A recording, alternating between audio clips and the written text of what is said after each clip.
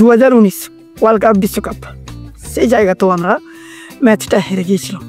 জাদেজা কিন্তু সেখানে 71 রান করেছিল। ম্যাচটা কী করা যায়, কিন্তু এই 5টা বছরে সে নিজেকে অসাধারণভাবে ইমপ্রুভ করেছে। সে নিজেকে নানা রকমভাবে তৈরি করেছে সব দিক থেকে, ব্যাটিং, বলিং, ফিল্ডিং। তো ভারতের মধ্যে ওর জায়গা কেউ নিতে পারবেও না।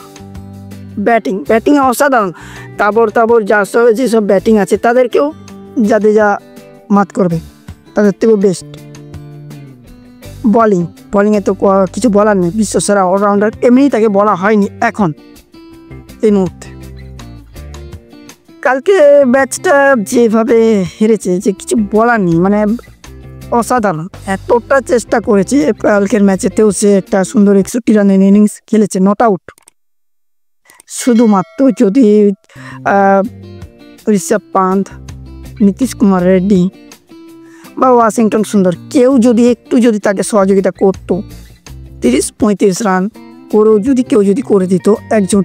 তারও জাসপ্রীত বুমরার সাথে অনেকক্ষণ পার্টনারশিপ করেছে সুন্দরভাবে।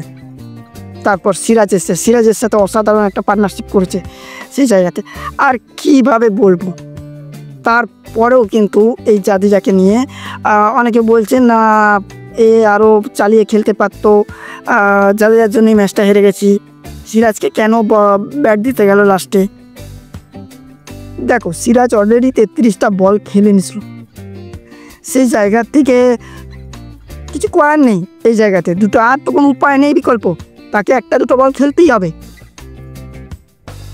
আর সিরাজের যে আউটটা সেটা কিন্তু সেই ইচ্ছা করে হয়নি, কোনো যে ক্যাচে দিয়ে দিয়েছে বা ভুল শট খেলেছে এরকম কিচ্ছু নয়। বলটা এমনভাবে গেছে, সিরাজ কেন যে বল করেছে বা সে নিজেও ভাবতে পারেনি যে এটা আউট হয়ে যাবে বলে। কিপার হচ্ছে ইংল্যান্ডের, সে নিজেও ভাবতে পারেনি, তারাও ভাবতে পারেনি যে আউট হয়ে যাবে। সিরাজ তো মাঠেই বসে গেল, জাদেজার ওই মাথায় হাত, সত্যি অসাধারণ। একটা আলাদা হার্ট ব্রেকিং, বললাম না, এটা ব্রেকআপ হলেও হয়তো এতটা কষ্ট পাওয়া যায় না, কিন্তু কালকে রাতে 11টার পর যে কষ্টটা ইন্ডিয়ান ক্রিকেট প্রেমীরা পেয়েছে আমার মনে হয়। তারপরেও কিছু মানুষ জাদেজাকে সমালোচনা করতে ছাড়ছে না, কিন্তু আমি বলবো তারা সত্যি মূর্খ, তারা খেলার সম্বন্ধে কিছু বুঝে না। আর আমার মনে হয় এই প্রশ্নটা আরও বেশি করে কারা করছে না, লুঙ্গি পরা কিছু মাল। আমি একদম সোজা ভাষায় বলেছি, লুঙ্গি পরা কিছু মাল। একদম বাংলাদেশি প্লেয়ার যাদের কোনো অকাত নেই তারাই এরকম প্রশ্ন করে। বাংলাদেশ পাকিস্তানের কিছু সাবেক 2 দিন খেলা দিচ্ছে, তারাই এরকম প্রশ্নগুলো করছে।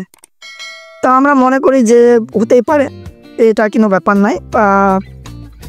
আশা করি 3rd টেস্ট শেষ হয়েছে, 4th টেস্ট আমরা আবার জিতবো, আবার আমরা ঘুরে দাঁড়াবো। তো সেখানে আমার মনে হয় শুভমান গিল যদি করুণ নায়ারকে নেওয়া হয়, করুণ নায়ার এদেরকে আর একটু দায়িত্ব নিয়ে খেলা উচিত। জানি না করুণ নায়ার সুযোগ পাবে কিনা। আর যদি ম্যাচটা জিতে যেত তাহলেও হয়তো একটা আশা থাকতো, হ্যাঁ তাকে হয়তো আরেকটা সুযোগ দেওয়া যায়।